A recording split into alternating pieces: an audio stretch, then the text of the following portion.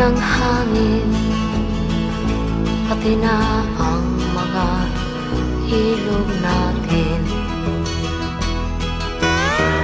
Hindi nga masamang pag-unlad at malayo-layo na rin ang ating narating. Ngunit masdan mo ang tubig sa dagat, dati kulay asul, ngayon'y naging itim. Ang mga duming ating ikinalat sa hangin, sa langit, huwag na nating paabutin.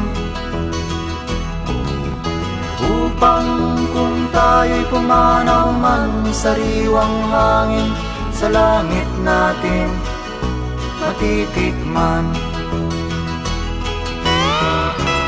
Mayroon lang akong hinihiling, sa aking pagpanaw sana ay tag-ulan.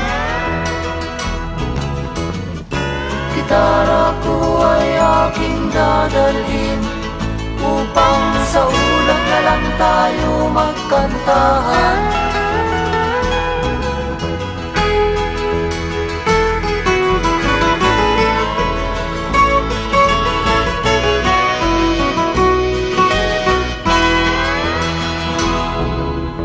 Ang mga bata ngayon lang isinilang, may hangin pa kayang matitikman.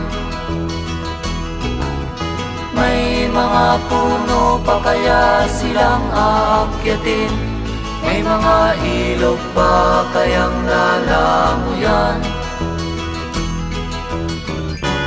Bakit di natin pag-isipan ang nangyayari sa ating kapaligiran?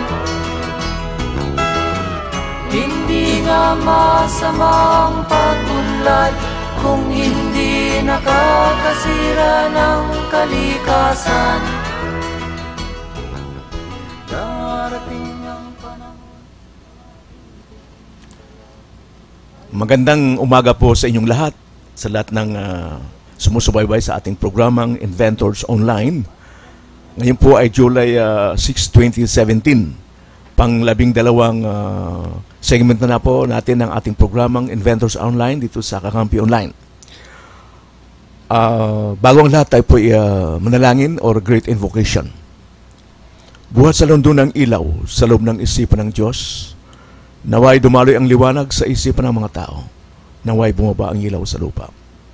Buhat sa lundong nakakaalam sa kalooban ng Diyos, naway ang layunin ang magdala sa maliit na kalooban ng tao, ang layuning alam at pinaglilingkuran ng mga maestro.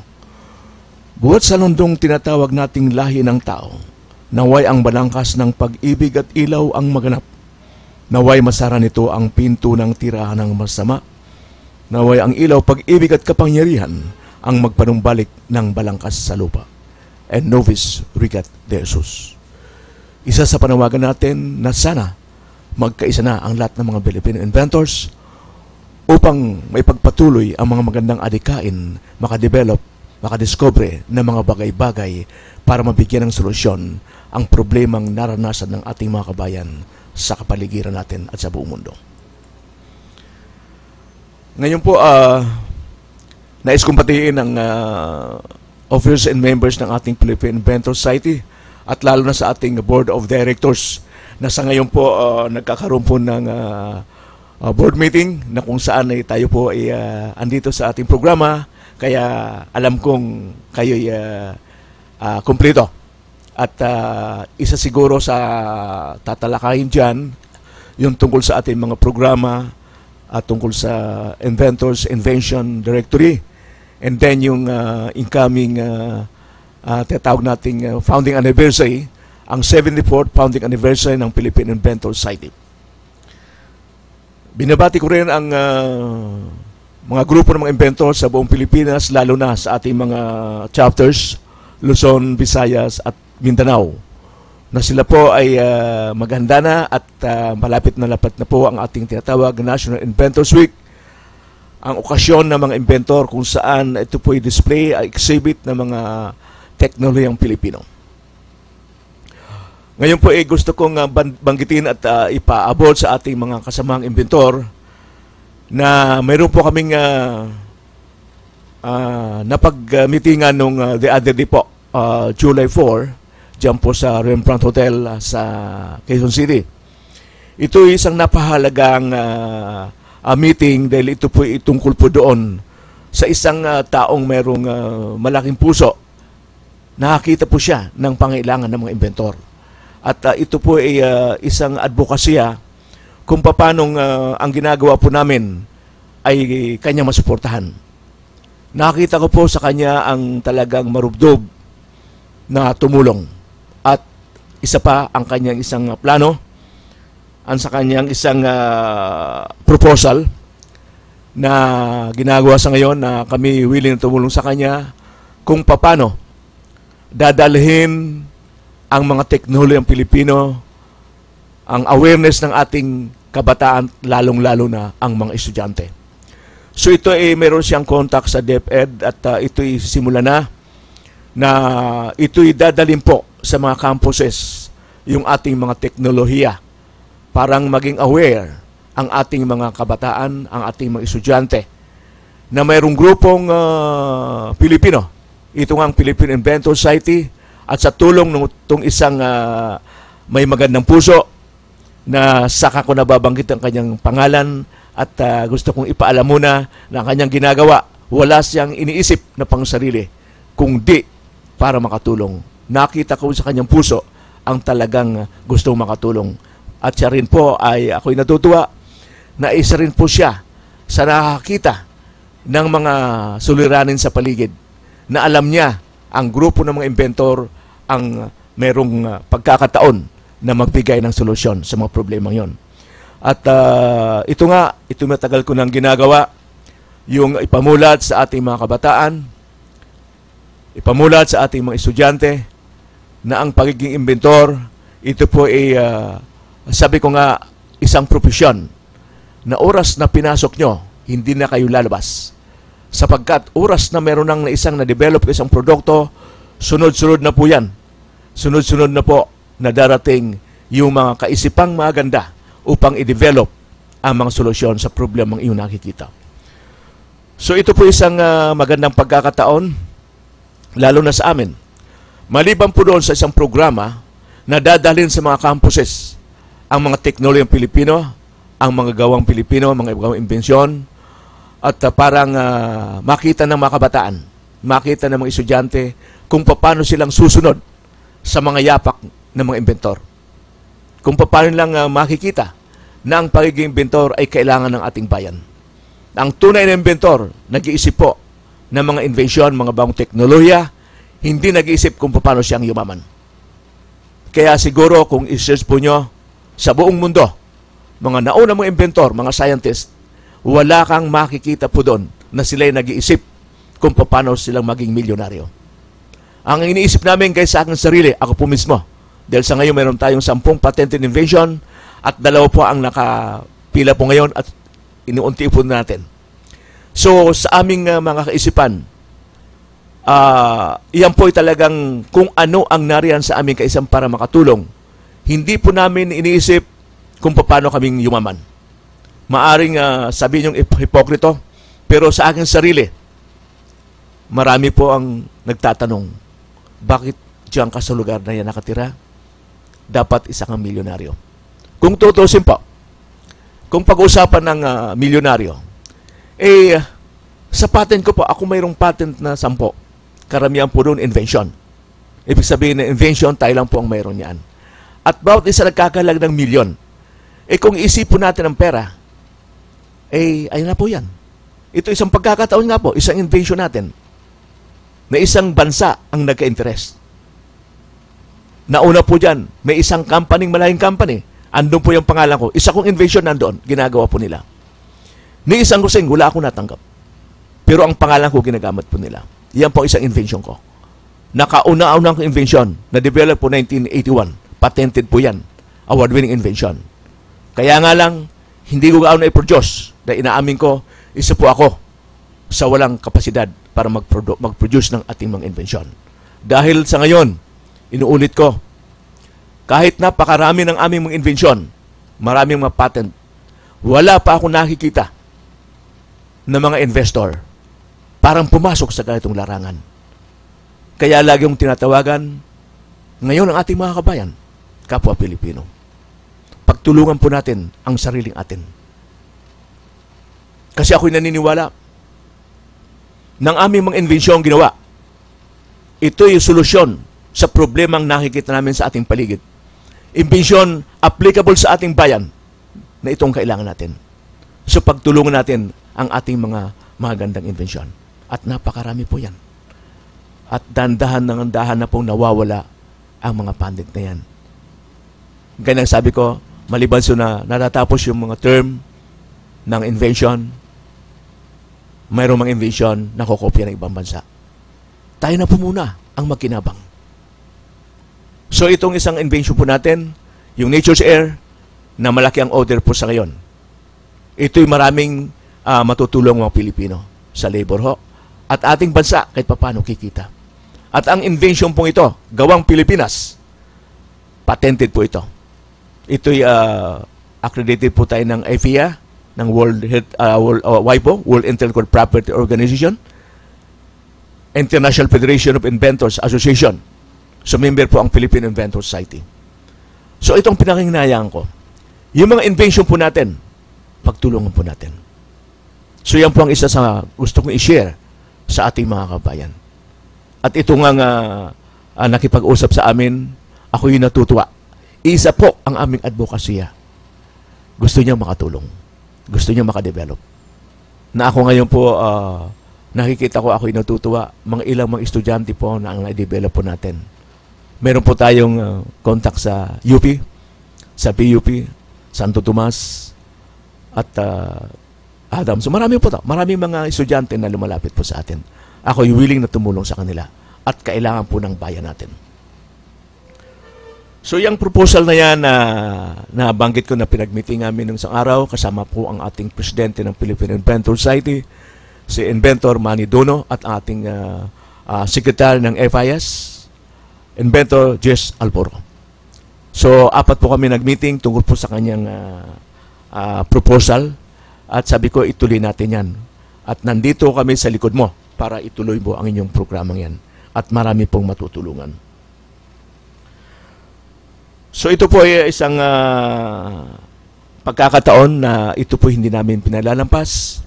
Dahil sa tagal-tagal na po namin sa aming society, iilan lamang po ang aming nakikita na mayroong malaking suporta o malaking nakikita sa aming mga grupo. So, ito po maraming salamat po sa iyo. At next time, imbitahin ko po kayo para dito ipaliwanag ang inyong advokasya. At ito nga po, gusto kong, ito'y ginawa po niya, ang isang plano, yung kanyang proposal. Ang kanyang pamagat po, ito ho, Bringing Experience Inside the Campus. So, ang ibig sabihin, sa campuses po ito, mga estudyante, ang makikita po nito. So, magkakaroon silang panibagong, magiging awareness po sila. Gigising po ang kanyang awareness tungkol sa teknolohiya. Ito po ang kanyang gustong i-present. Bringing Experience Inside the Campus. So, parang maging makita ng mga estudyante ang mga gawang Pilipino na sila po ang susunod sa yapak po namin. Yan, experience tourism. Kasi ang ating kausap po na ito, mayroong isang company about tourism. Filipino inventors. And then, advocate at works. So, yan po ang kanyang mga ginawa at i-present po sa amin noong isang araw. Ayan. Learn from Filipino inventors. So, dito po, nakahanda po kami na i-share sa ating mga estudyante, sa ating mga kababayan, ang aming nakita, ang aming mga inventors, mga invention. So marami kaming pwedeng i-display, mga invention po natin, hindi lang sa amin, kundi yung mga naunang inventor para makita nila na mayroon kaming sinundan at mayroon din silang susundan. And then ito po yung tinatawag na museum. Isang area po kung saan doon ilalagay yung mga souvenir yung mga memorabilia ng mga inventor. At doon natin ilalagay yung ating mga pinaghirapan at saka yung mga tinatawag nating recognition, mga award, hindi lang sa local, international, ng ating mga invention ay kinikilala hindi lang sa ating bayan, kundi sa ibang bansa. So, isa po yan sa kanyang plano. And then, siyempre, i-design po yan. Ito nga po ang sinasabi ko. Yung museum, ang kanyang proposal, bawat isang school na lugar, isang campus na po yan, mga 1 month po doon mag-stay, mga 4 days a week. Doon ipapakita yung mga invention. Pero yung sinasabi niyang museum, ang nakikita ko po rito, ito kailangan sa isang lugar. Maaring napaganda po kung nasa sa government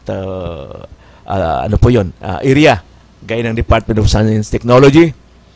At ito po ang rapat-dapat. Huwag nating ilagay sa mga bawat eskwelahan. So ang museum, kailangang mayroong isang lugar na pupuntahan ang mga estudyante. Ulitin ko, mayroong isang nilabas na museum nandiyan po sa lugar ng Taguig. Meron po dyan.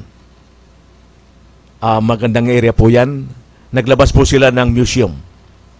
Ngunit, ang masakit, dahil nung ito'y binuksan, ako bilang presidente ng Philippine Inventor Society nung panahon na yon, nung buksan po nila ang museum, natutuwa ako. Dahil ito'y marami mga estudyanteng pumupunta, naka-schedule ang mga schools, pinapasyalan po yung museum. Magandang bagay po ito para matutunan ng mga estudyante ang tungkol sa bagong teknolohiya, bagong invention. Ako'y sumulat po sa kanila kasi nakita ko po. Ang nakadisplay po ron, panay-invention, technology ng ibang bansa. At ang nanonood doon, mga batang Pilipino. So, ang masakit po, nang ako'y sumulat sa kanila, bakit hindi bigyan ng pagkataon ang mga Filipino inventors, ang Filipino teknolohiya na sariling atin? Babatayin ko mga ilan. Monbagi. Sino pong gawa po doon? Pilipino po yan. Yung fluorescent na kinikilala sa buong mundo, isang Pilipino.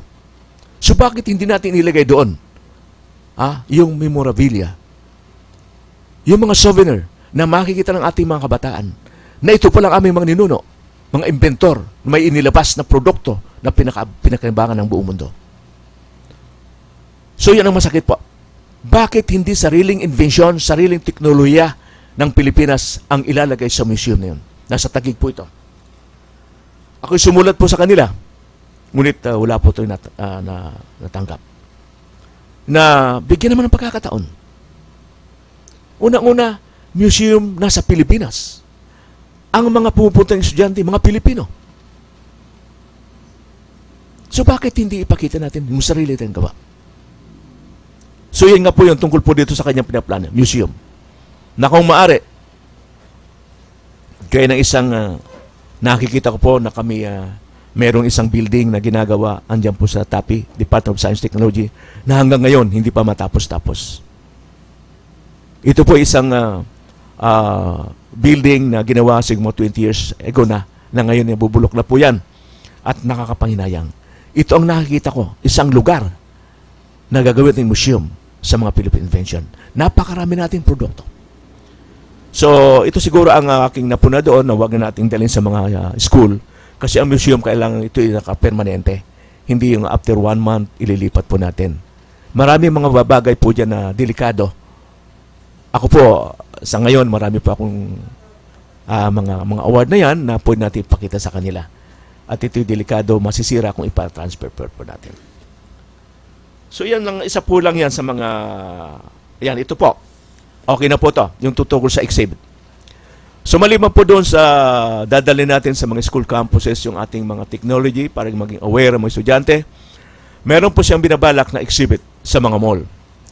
So isang pagkakataon po ito ng mga inventor tungkol sa exhibit po natin. Ipapaliwanag ko na sa inyo na kami pong mga grupo ng Philippine Inventors, malimit po kami ma-invite ng mga organizer tungkol sa mga exhibit yan sa mga mall pong yan. Kami po yung nag-join dyan. At alam po natin kung magkano binabayaran ng bawat inventor dyan. Napakalakilala sa ngayon. Sa pagnais po namin na ma-expose yung aming mga produkto, makita natin mga kabayan, kami nag-join po sa mga exhibit. Ako man po, ang aking produkto, yung Iron Maid, bumibente pa ako dyan. Minsan dito po sa may exhibit namin sa may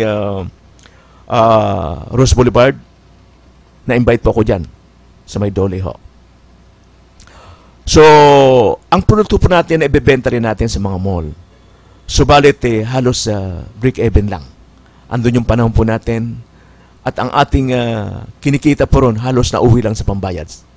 Kung kaya, ito pong in-offer po sa atin, ito exhibit, yung nasabi ko kanina, na siya po ang magbabayad po ng area. Ang gagawin mga inventor, i-display lamang ang kanilang mga invensyon. So napakaganda pong pagkakataon ito. Ako'y natutuwa. Kaya ibinabalita ko po sa inyo, mga kasamang inventor, palagay ko ito na pong pagkakataon. Parang ating mga produkto ay makita na sa market. Dahil ito'y gagawin po niya the whole year round siguro. Parang at least makita na tayo may sariling produkto. Hindi tayo gaanong asa, sabihin natin imported. Alisin na po natin sa isip ng karamihan. So, unti-unti na po na ating mga kabataan ngayon, naging aware po sila. Na wag na tayo masyadong umasa sa tinatawag na gusto ko imported. Ipaliwanag ko sa inyo kung anong kaibahan ng sariling atin at saka yung imported. Una, siyempre sa pagandahan ng isang produkto, inaamin ko, hindi tayo pwedeng lumaban sa pagandahan. Since ang ating produkto, hindi beauty pageant po yan, hindi pagandahan yan Kundi ang importante, ang purpose po ng ating gadget, ng ating produkto, ang pakinabang na ating mga kababayan. Kasi may mga produkto, sabi ko nga, ulitin ko, pumunta pa kayo sa mga mall, sa mga department store, sa mga commercial malaking mall pong yan. Ilang percent ang Pilipino product ang nariyan? Tingnan po nyo. Karamihan mga imported. Bakit? Kasi ang importation pong yan, una-una, kumikita po sila. Pangalawa, magandang tingnan. Subalit, may mga produkto na kailangang yung hindi tinatawag na disposable. May mga produkto po dyan pag nabili po nyo, pag nasira, tapon nyo. Mura. Parang bumili kayo ng bumili. Pero ang produktong Pilipino, kung titignan po nyo, ang quality at meron pang mga service po, after service po meron. Pwede pong i-service. Meron kayong pupuntahan kung kayo may konting reklamo sa product natin. So yan ay isa sa gusto kong ipaalam na ang mga invensyong Pilipino, mga produkto natin, napakaliit ang porsyentong nasa pamilihan. So ito ang pagkakataong palagay ko. Lahat ng mga Philippine inventors may product, commercialized product, pwede na exhibit. Mag-join po kami lahat. Lahat ng mga produkto, may ilalabas po niyan. Dahil wala tayong iisipin na bayad sa mga mall. Ang magbabayad po diyan yung isang tao na nagbigay po ng proposal sa kanyang plano na gusto makatulong sa mga inventor. Siguro po, iyan sa isa sa mga magandang magagawa ng Philippine Inventor Society, kasama po ang ating isang kaibigan na susuporta sa atin. So ngayon tutuloy po tayo sa mga dapat malaman ng ating mga kasamahan na ang tungkol po doon sa mga invitation.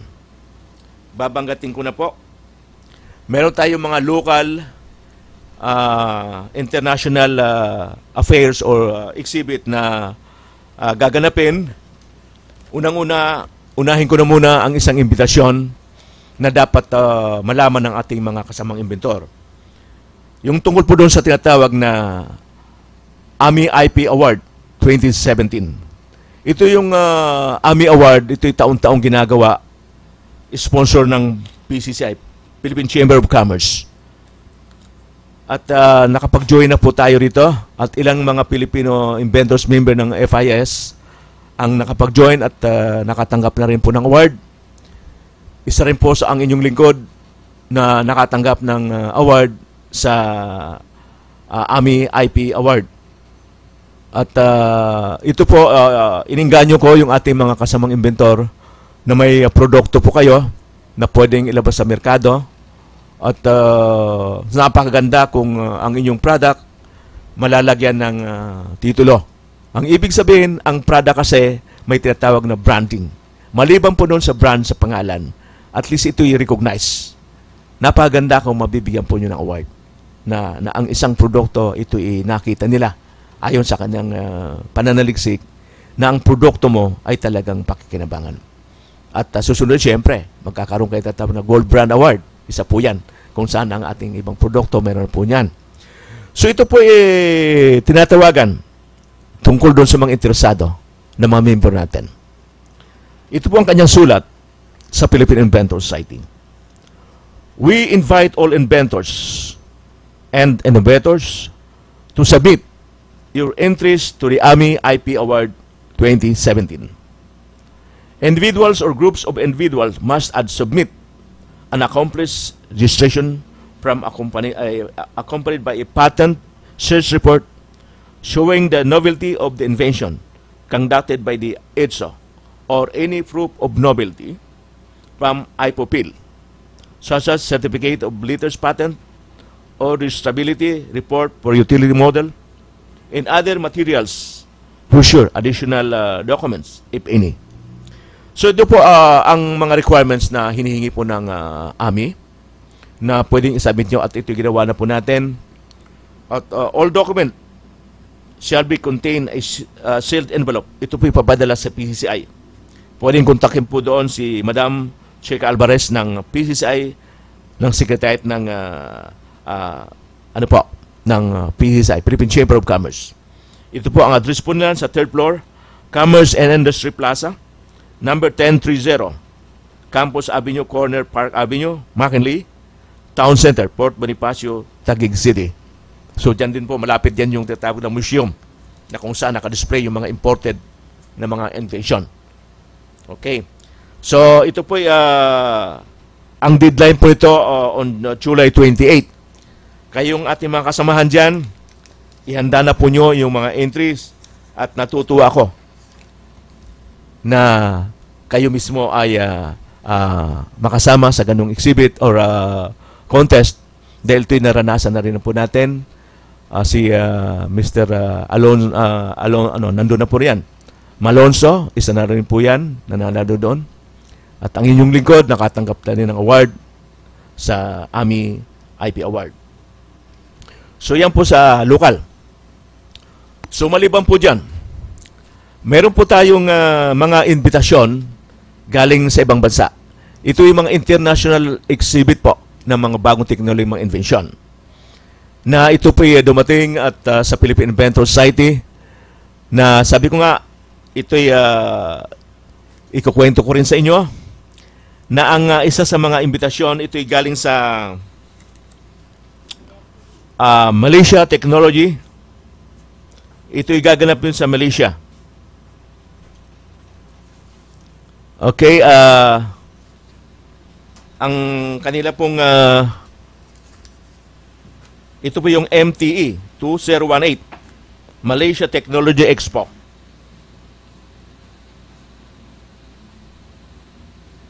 So ito yung mga exhibit po ng mga invention. So may imbitasyon po ang mga member ng Philippine Inventor Society.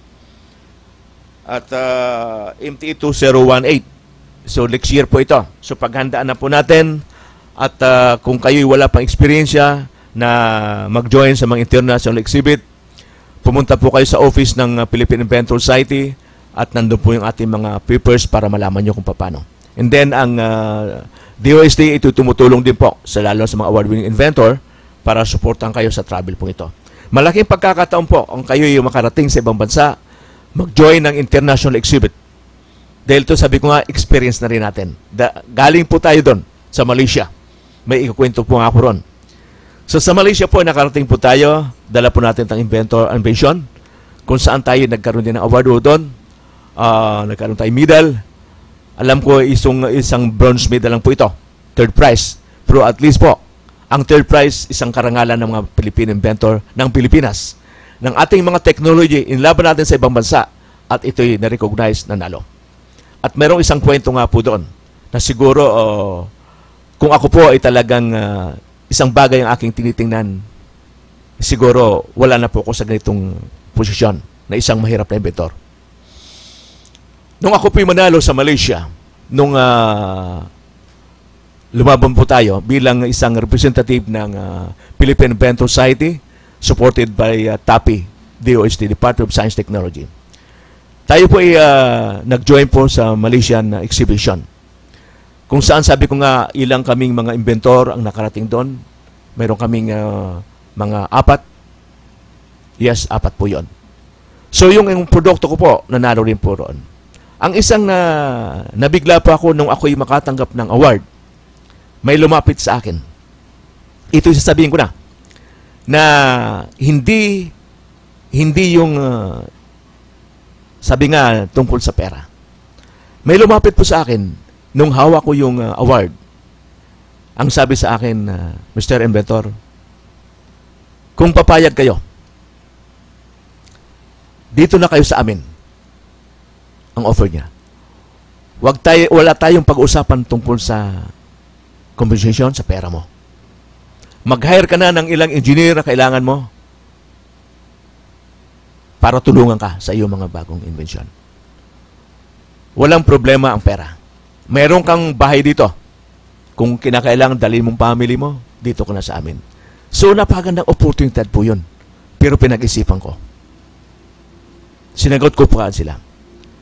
Ako'y isang inventor na galing sa mahirap.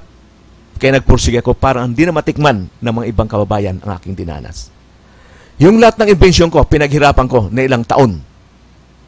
Gusto ko Pilipinas muna ang magkinabang. Gusto ko sa amin muna. Kami na muna. So ako'y umuwi, dala ko ang medalya. Natutuwa ko. So maniwala kayo, kahit na maliit na dyaryo, wala pong tinanggap po tayo. Wala tayong nakita. Pero natutuwa ko. Tinanggihan ko po ang offer na yan.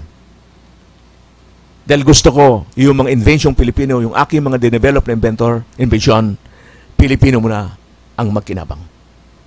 Kaya ito, mula po noon, nakabuo pa ako ng siguro mga 4 pang invention. Na kung ako'y pumayag, sa kanila po lahat ito. Sigurado, lalabas po yung invention, napaganda. Kasi may suporta po ang bayan nila. At tayo po siguro ang gagamit ng mga invention ko na ginawa sa ibang bansa. So, nandito po ang ating mga invention, yung ipinanala ko nandito. Ang masakit nga lang, hindi lahat ng mga invention, award-winning invention, ay nasa market. Dahil ulitin ko, walang financier, walang investor na pumapasok sa mga invention Pilipino. Kaya, ulitin ko, tinatawagan ko ang ating mga kababayan. Pagtulungan po natin ang sariling invention. So, yan po isa sa mga imbitasyon galing sa ibang bansa in Malaysia na experience na po natin na nakapag-join doon. At ang pangatlo, mayroon pang isa, yung IIA International Invention Fair. Ito by next year, by September. Ito sa India. So, nandun po lahat sa Filipino Inventor Society Office ang mga papilis po, mga application sa mga ating mga kasamang inventor kung gusto nyo mag-join. Para masubukan naman nyo kung paano ilaban sa ibang bansa ang sariling teknolohiya. So, bago ang lahat, tayo po na magkaroon ng konting advertisement sa ating produkto para at least maging aware kayo kung anong produktong nasa merkado ngayon.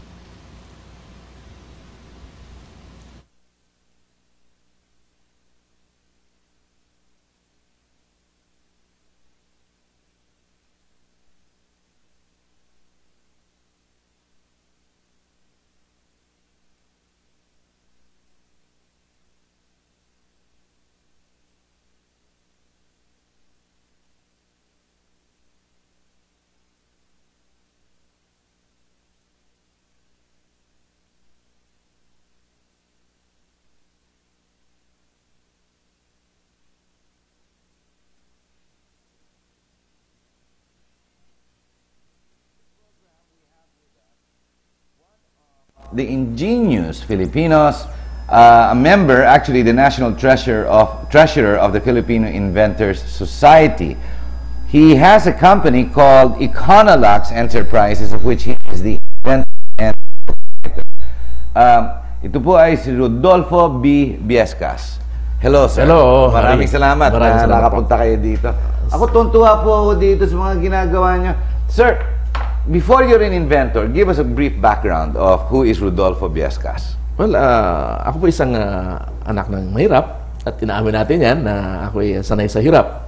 Dahil nga siguro doon, kaya nagkaroon tayo ng pagpupursige na mabago ang takbo ng ating buhay.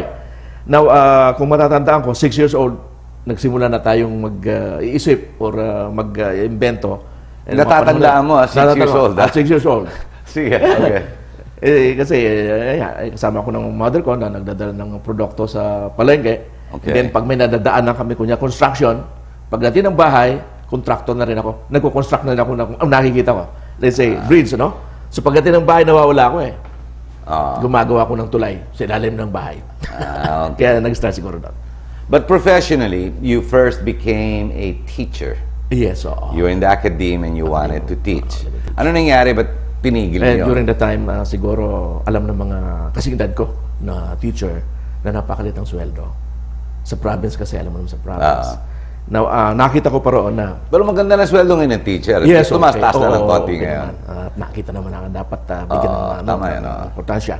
So, doon nga, bilang teacher, pero nalilitan ako nung panahon na yon na may pagkakataon pa pala nung pumunta ako Maynila, 1970. You are from Bicol? Bicol, Albay. Okay, so you went to the city. Yes, oo. So, tried your luck in the city. Ako, yung aking luck dito. And then, naging active ako sa sales at nakakapag-handle lang isang marketing at doon ako nag-start. Pero yung invention, ando pa rin sa akin. Kaya pagdating ng 1982, nag-start na akong mag-develop. Formally. Okay. Then pumasok na ako Lakas loob din yan because titigil ka, employment stopped, Yes. and you had to go to work. Nag-entrepreneur ka na. Yes. Unti-kunti, nagsimula na tayo. And then, sabi ko nga, siguro pagbigyan mo sarili ko. Kasi pag nandito ko na pala, sabi ko nga, sa ngayon, kung ako'y 2-3 hours na natutulog sa gabi, okay na. Okay. Yung sa amin. Okay. We have a number of products we'll be presenting in this show. Mr. Biescas has not just created or invented one unit for the benefit of the Filipino people. Mind you, first Filipino before he even sells abroad. He has invented a number. If I'm not mistaken, it's close, if not over 10. But we will only concentrate on some of them tonight, and we will start with those which are most popular. And first, foremost, would be the Iron Mate, which is available in some areas now. It was on Shop TV for a time. And Mr. Biescas, tell us what this Iron Mate can do. Well, this actually is my favorite invention out of 10 invention. Itong aking Gano'ng katagal mo, kailan mo na-invent? Well, ang konsepto ko ito 1988 pa. Wow, tagal na rin. 1988, so pagdating na 1990, ipinapatent natin. So tinignan ko muna kung yung aking idea, kung pakikinabangan ng tao. Then, nang ipinatent ko na 1990, after 1 year, lumabas yung patent ko, invention. Okay. So natutuwa ako dahil unang-una, invention, first in the world yan.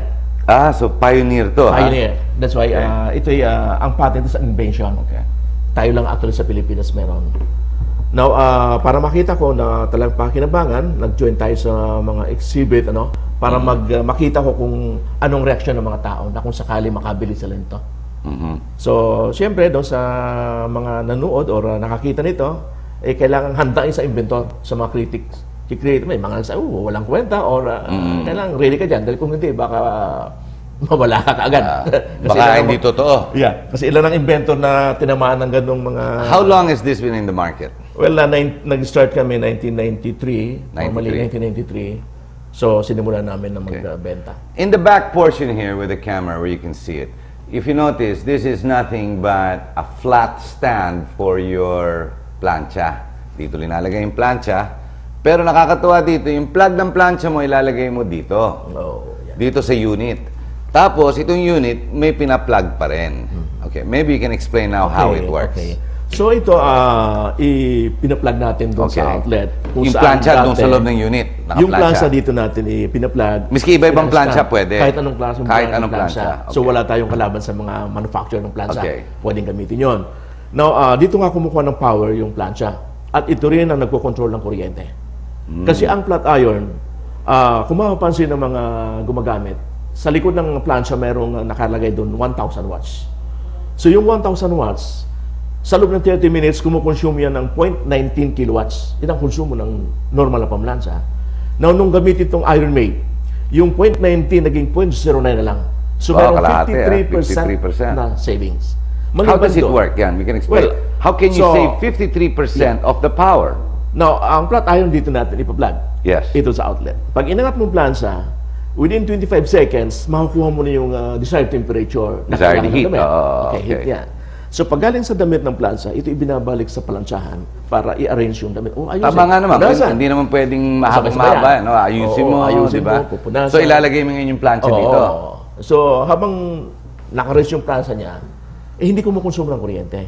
Yun ang nakuha natin, na-conserve natin yung kuryente yun. Lakas pa namang gumastos ang plancha. Yes, That's one of the highest, highest consumption in the house. So, dalawang pinakamalakas yan, air conditioner saka ito. So, sabi ko nga, hindi lahat may air conditioner, pero lahat ng bahay ng Pilipino may plancha. So, doon ako nag-concentrate. Sige. So, as nakita ko na talagang this is a necessity. Okay. For, How much do you retail this? Approximate lang. Well, sa akin binibenta ng 1,995. So, a little less than 2,000. Less than 2,000. Pero And the within payback? 4 months. 4 months lang bawi na. 4 months, babuin na Yes, yung babuin na yung funding mo. investment Okay. mo. And this is available, not all places, not Yes, right oo. now. Pwede kami tawagan sa aming office kung sakali. Okay. Oo. We'll give the At saka numbers maliban later. doon sa savings, ito ay very practical na safety device as well. No? Halimbawa, naiwanan yung plansa, isang problema yun eh. Yung nakakalimutan plansa, Oh, tama nga naman. nakakasunog yun eh. Tama. Dito, pag naiwanan yung plansa, kahit ilang buwang naiwanan, walang sunog. Kasi nagka-cut off ang power. Oo. God, as sinugot natin yung plansa, kaya walang problema. So it's also fire retardant. Napakahalaga ng iba't ibang imbensyon ng mga scientists dahil pinadadali niya ang ating pang-araw-araw na gawain sa loob man o labas ng bahay. Ang kagandahan sa mga imbensyon ni Mang Rudy, hindi lang ito napaka-praktikal, kundi napapakinabangan din. At hindi lang yun, hindi pa ito nakakapinsala sa buhay ng tao. Tulad na lang nitong paborito niyang imbensyon, ang Iron Maid.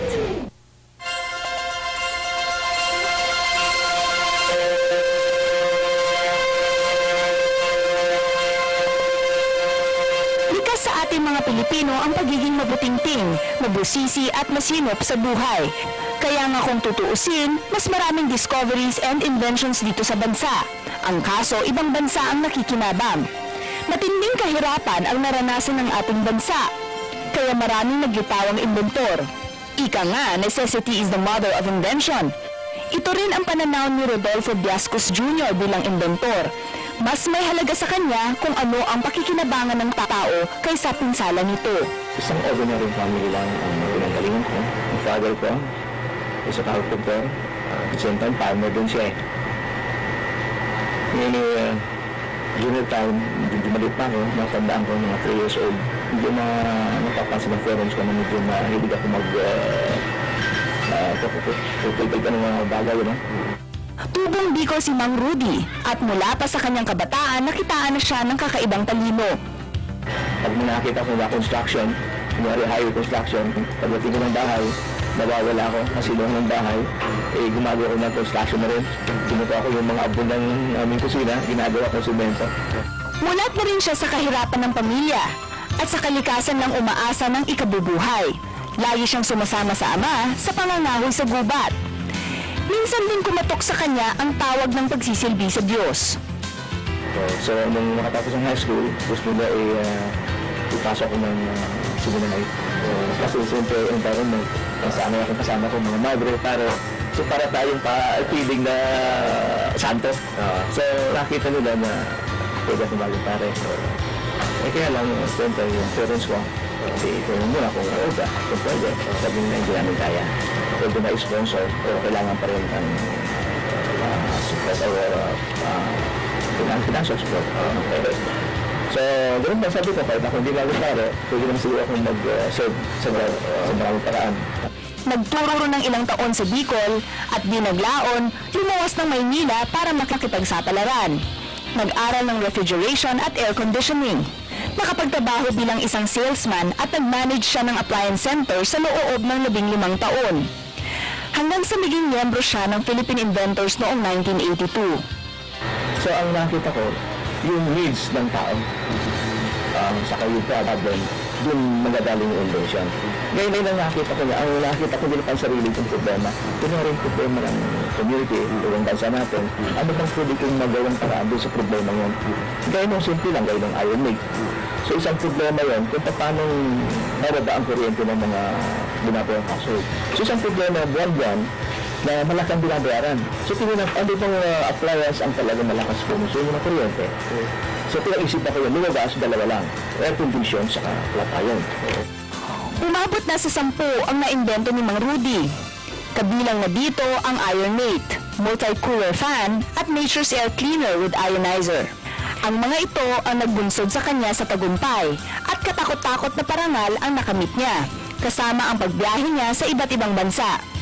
Sa akin, ang pinakamasaya ko, makadevelop ako isang produkto na pwedeng gamitin ng tao. Yung pakinabangan na kahit na sino, basta pakinabangan for humanity. Masaya ko ito eh. Ang iba kasi, may mga inventor na nakadevelop na isang product, itinatago nila. Una-una, natatakot sila baka makopya. Pangalawa, pangreklamo sa gobyerno na hindi sila tinutulungan. Sabi ko, hindi ganun nangyari, dapat nangyari. Kaya naman laking pasasalamat ni Mang Rudy sa pamilya na sumuporta at nagtiwala sa kanyang mga makabagong tuklas. Masaya ko kahit na dito ang aking stasyon. Iba nga, sabi ko, dito ka, dapat sa subdivision ka. Sabi ko, kung dito na ako ganun dati, marami ng produkto, bakit hindi nagbenta? Para mag-millionary na. Sabi ko, wala masaya ako. Dumating man ang problema, hindi titigil si Mang Rudy sa pagtuklas ng kasagutan dito. Dahil natutunan na niyang mananalig at magtiwala sa Diyos at sa sarili. Kumato ka, bubuksan ka, maghanap ka, makakatato ka. So nandun na kami, naghahanap kami ng mga solusyon ng problema, dahil kumakato kami, hindi na naman.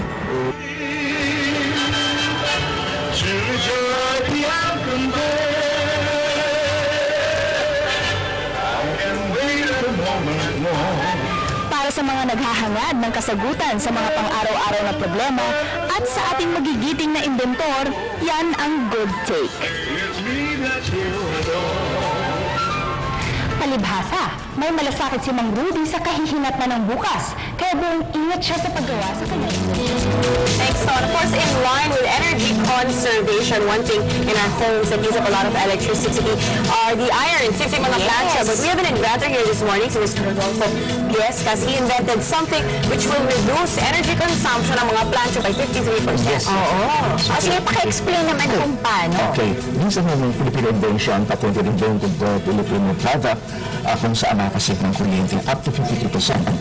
So ito i-supported din sa ating programa na energy conservation.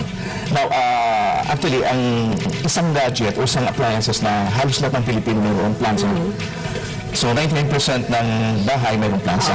Ngayon, hindi natin nakikita ng karamihan ng below average income family. 1/3 ng consumption ng kuryente na uwi sa platayon. So nagawa natin na save yung plansa ay yung kuryente yun. This is a zero waste gadget. So simple lang. Now, itong gadget, ang ipa-plug natin sa outlet. Dito gagaan natin sa metro para sa demonstration. Ngayon yung platayon, hindi naman ay yung saksahan mo o plug, ano? Dito na sa device. Okay. So, ilaw siya. Alam, ready to start. Ngayon, ang platayon, in 25 seconds, i-init mo na gaya ng move na pamasa yung automatic na metro. Kung 25 seconds, suppose natin ihagos sa damit. Okay. Pagkaling sa damit, yung tumatakong metro, ipabalik natin sa palansahan para ayusin ng damit. Pag bintang natin platayon, stop ang kuryente. So, walang nakasayang. Walang natapong kuryente. Hindi na So, habang inaayos ang damit, pinupunasan natin, hindi kumukusyon. Pero yung init ng plansa, nami-maintain mo din sa plate kasi may mga thermal na ano ka. Pagbalik sa damit, mainit pa rin. Okay, so you don't have to turn it on or off again kasi maghihintay ka pa for it to become warm. So, ang ng plansa, walang kaso walang sunod na nangyari. So, ganun mga paraan, 52% ang masasig natin kuryente at walang natapon. This is zero waste gadget. Right, and of course you look here again, nag-stop yung motor. Now it's going again. Init na naman. Okay. Pagbalik, at saka safe din siya. Kasi hindi At saka yung init ng plancha is the same. It is meant to. Okay, now sir, paano nyo na-invent ito? Ano ba ang Gaya ng ating kasabihan ng necessity is the mother of invention. So, ang paniwala ko, problems begins invention. So, makikita natin, dalawa ang problem ng plansa. Unang-una, yung napakatas na kuryente. Pangalawa yung nakakamatay. Naiwanan pa sa maring makasunog. So binigyan natin ng importansya yung mga ganong problema na pwede natin bigyan ng solusyon na acceptable naman ang karamihan.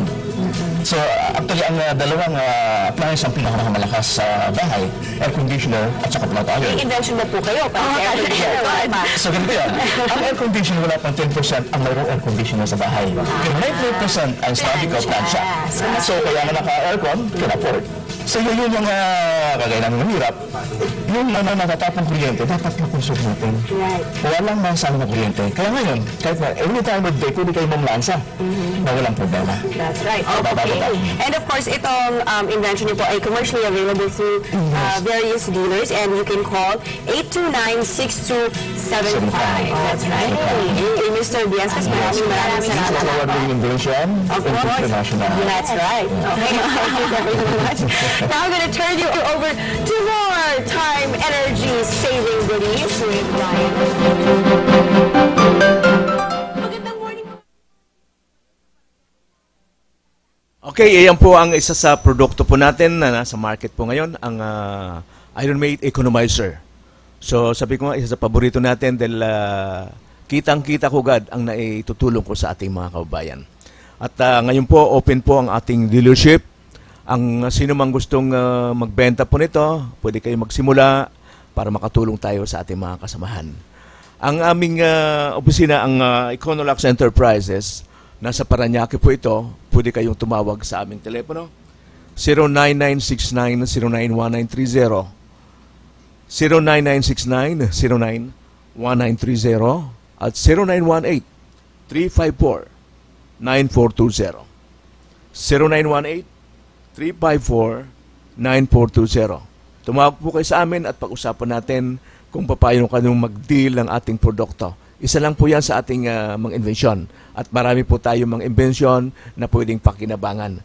At mga invention na kinakailangan sa panahon ngayon para mabigyan ng konting solusyon yung problemang inyong nakikita. So yan po ang gusto kong i-share din sa ating mga listener, lalo na yung ating mga paborito mga estudyante. So ngayon meron kong i-share sa inyo, lalo yung ating mga student, tungkol sa invention. Sabi ko noon, pinaliwanag ko how to invent, what to invent, paano papasok sa invention, paano magde-develop ng invention. So may mga ano po rito, may mga tips po para magkaroon ka ng idea tungkol sa invention. At kami po, sabi ko nga, anytime pwede kayong tumawag sa amin at kami tumutulong. So ngayon ito sa libro po ng International Invention Guide, babanggitin ko ang ilang paragraph tungkol po doon sa invention. At least, kasi ito wala po sa inyong curriculum, wala sa inyong school. So ito pwedeng banggitin ko po sa inyo.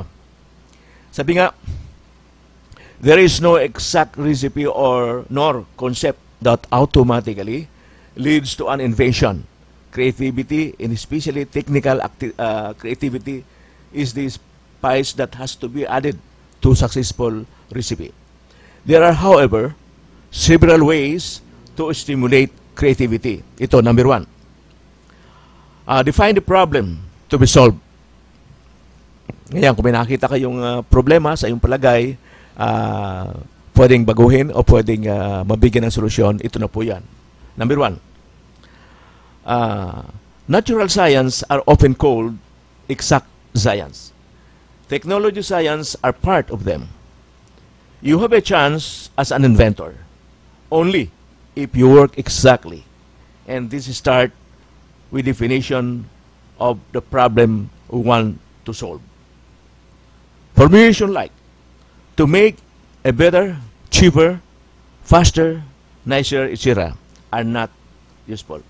First, you should analyze the problem to be able to formulate precisely what you want to achieve.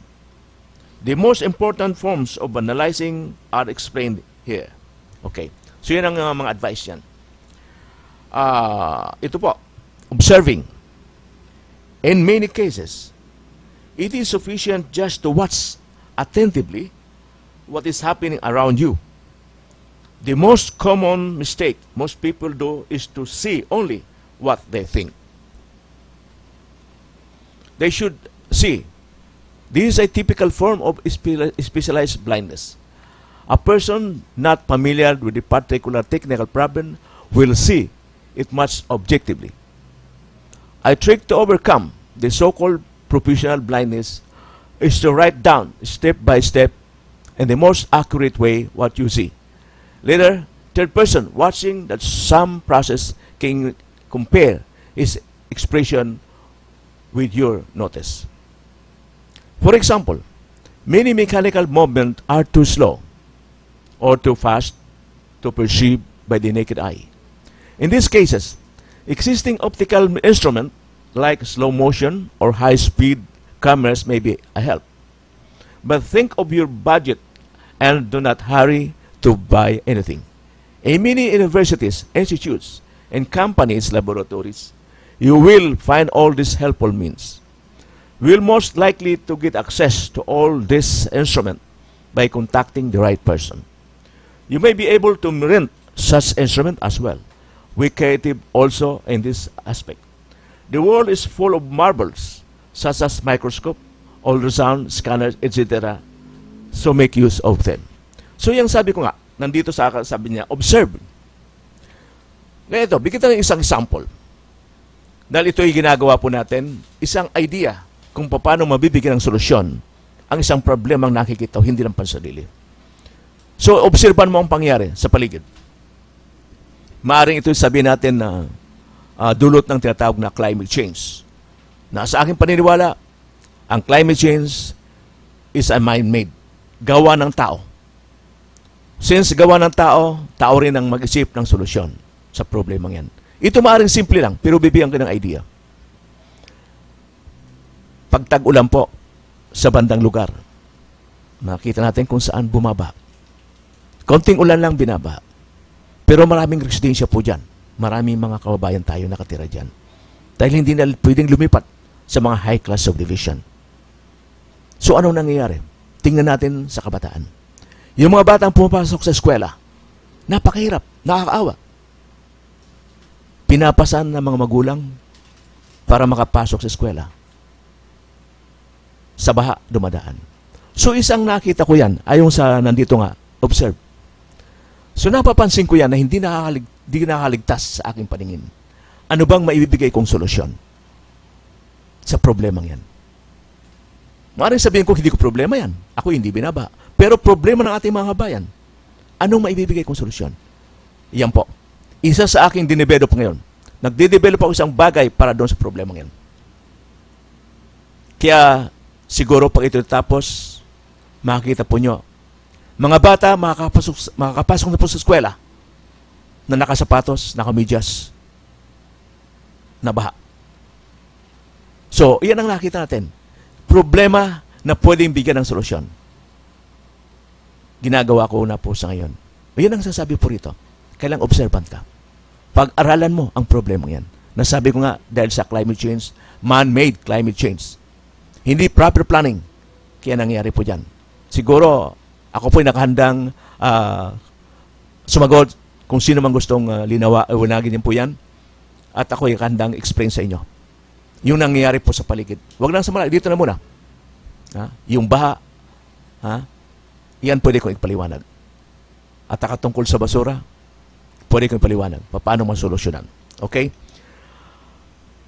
Yan po isa sa mga sabing observing. Kailangan obserbahan po niya. So, na-obserbahan ko yan na lang tag-ulan na. And then, pangalawa, listening. Certainly, inanimate object as well will to tell you a lot. But many people work with them and have a great knowledge of their properties. All you have to do is to ask them. It is similar to a detective story. You are the detective and must ask the right question in order to get the right answer. The witnesses with the relevant knowledge you need are consumers of the product you want to improve. Pay attention to their complaints and try to go deeper into the problems they mention. Do not be satisfied with answers like, it is bad, it doesn't work, and all the other non-specific complaint you daily comes across. Besides consumers and customers, also producers, manufacturers, salesmen, and repair service mechanics are excellent witnesses. It is sometimes a good idea to record discussion and make note of it later. Such notes are helpful at a later stage to check your invention and to verify the solution you found.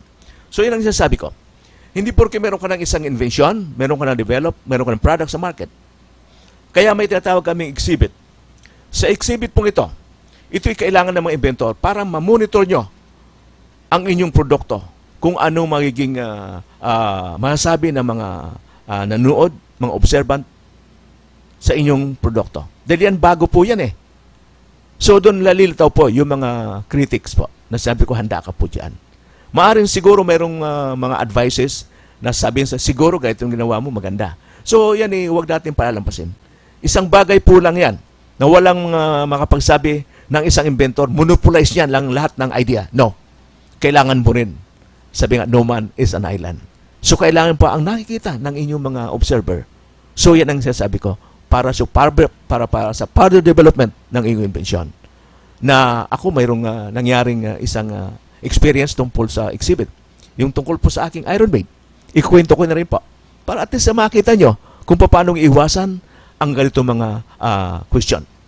So isang pagkakataon po akong isang na-invite po ako para mag-exhibit ng aking produkto. Sasabihin ko ng lugar, ito po sa Napocor. Alam na po natin ang Napocor. Sila po, diyan po namamahala tungkol sa electricity. So na-invite po ako para exhibit ang aking invention. Ito po yung nag-demo po ako ng Ironmaid. Ipiniliwanag ko yung function niya, yung purpose niya, kung paano, kung bakit ko na-invento ang bagay nito. Para sa kuryente. Anyway, yung lugar na in-exhibitan ko, sila po ang nag-provide ng kuryente ng buong Pilipinas. So ngayon nag-exhibit po ako. So marami natutuwa. Pero alam ko na ang lugar pong yon, ang opisina pong yan, yan po ay lugar ng mga genius, mga magaling na engineer. Kaya nga po siya nandoon. Mga engineer po yan. Electrical engineering nandoon po yan. So ngayon meron lumapit po. Ito isang eksperyensya para at least naman alam po ng ating mga kasamang inventor na bago pa lamang sa ganitong larangan. May lumapit sa akin. Nung indinemo ko ang aking Ironmaid, nasabi ko, sir, ito'y nakatipid ng kuryente. May proof po ito na galing sa IPO. Ito po'y patented invention at napatunayan may savings na 53%. Lumapit po ang isang tao, ito po isang empleyado ng company yun. So, ang sabi sa akin, napakasimple yan. Parang walang kwenta. Okay. So, hindi ako nasaktan, ano? Natural marami tayong paniniwala ng mga tao, napakarami. Ang sabi ko, sir, ganito po yan. Ito'y patented invention. Kaya nasabi nyo na napakasimple dahil nakita na po nyo ang sample na ginagawa ko. Ang tanong ko ganito, nung hindi pa nyo nakikita ang Ironmaid, saan niya po ito na nakita? Dahil ngayon lang nakita. Nasa libro ba to? Nasaan po? Since ako po ang nakaisip ng solusyon sa problema tungkol sa kuryente, na ipapatent ko po yan, approve po ang patent yan. Invention, nasa pangalan ko po, Inventor Biascas. Ako po may-ari yan. Kaya sabi ko siya, napakasimple. Tama. Kasi nakita na nyo, pwede na kayong gumawa. Dahil nakita nyo yung idea. Ngayon, sir, ang masasabi ko, iyan po yung nakapatented sa pangalan ko, invention. Ngayon, kung kayo po, sir, ang nakaisip ng ganitong idea, ganitong solusyon sa problema, kayo po ang inventor po nito. Hindi ako. Kung kayo unang nakaisip to, kayo po ang inventor. Nagtawanan po yung mga kasama niya mga engineer. So, ganyan lang po. Napakasimple. Kung kayo po ang gumawa nito, kayo naka-invento, kayo po ang inventor. Pangalan po nyo, hindi po ako. Napahiya po siya, tumalikod. So, yun ang sasabi ko sa ating mga samang inventor. Na kung kayo nag-exhibit ng iyong produkto, kailangan alam po nyo ang function yan at kailangan nyo paliwanag. At handa po kayo sa mga kritiko, kaya nyo sagutin. So ngayon po, iyan lang po ang ating ma-share po sa inyo. Bago ako magtapos po, gusto kong batiin po ang ating mga kaibang OFWs at lalo yung mga bumabalik, mga balikbayan. Kung kayo ay nakahanda na magtayo ng sariling negosyo, kontakin niyo po ang aming grupo, ang Philippine Inventor Society. May mga maliit na produkto po kayong pwedeng pagtulungan po natin. Magsisimula po kayo ng inyong maliit na negosyo. Ito po ang Philippine Inventor Society. At bago makalimutan, nasa meeting pa yata ang grupo ng mga Philippine Inventors Officers, gaya ng, kasi meron po kaming Board of Directors meeting po sa ngayon. At alam kong natutuwa po sila ng aking tinatalakay sa ating programa ang tungkol sa mga Philippine invention and paano makakatulong mga inventors sa ating mga kabayan. So, mula po rito, ako'y muling nagpapasalamat sa pamumunuan ng Kakampi Online, lalo na kay Mr. and Mrs. Nicodemos, sa pagkakataong ibinigay sa mga Philippine inventors upang ma-share, upang maipakita sa ating mga kabayan na ang mga Philippine Inventors Society ay hindi tumitigil. Tuloy-tuloy po ang ating mga ginagawa para at least mapakinabangan at matulungan ang ating mga kabayan. Sumula po rito, ang iyong pong lingkod, Inventor Rodolfo Viascas, nagpapasalamat sa lahat at Diyos mabalos sa Indugapos.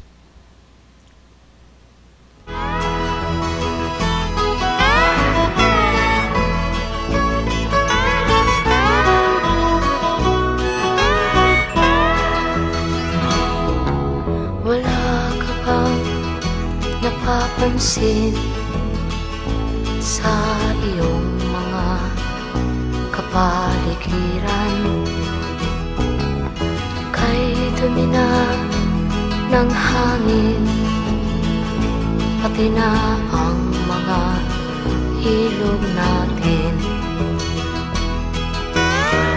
Hindi nga masama ang pag-unlad at malayo-layo na rin ang ating narating. Ngunit masdan mo ang tubig sa dagat, dati kulay asul, ngayon'y naging itim. Ang mga duming ating ikinalat sa hangin, sa langit, huwag na nating paabutin. Upang kung tayo'y pumanaw man sa sariwang hangin, sa langit natin matitikman. Mayroon lang akong hinihiling, sa aking pagpanaw sana ay tagulan. Gitara ko ay aking dadalhin, upang sa ulap na lang tayo magkantahan.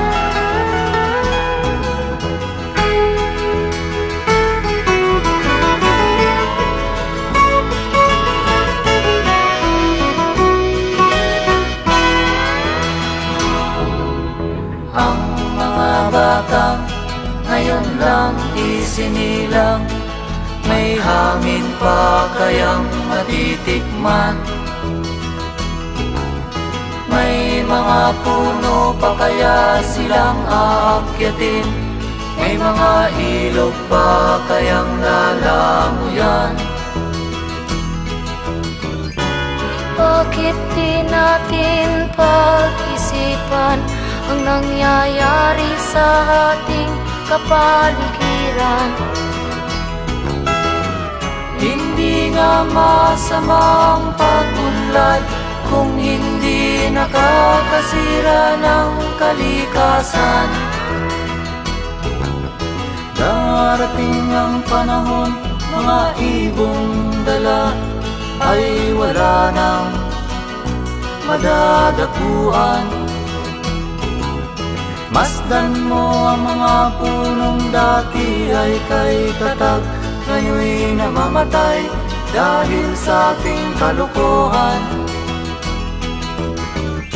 Lahat ng bagay na narito sa lupa, biyayang galing sa Diyos kahit nung ika'y wala pa.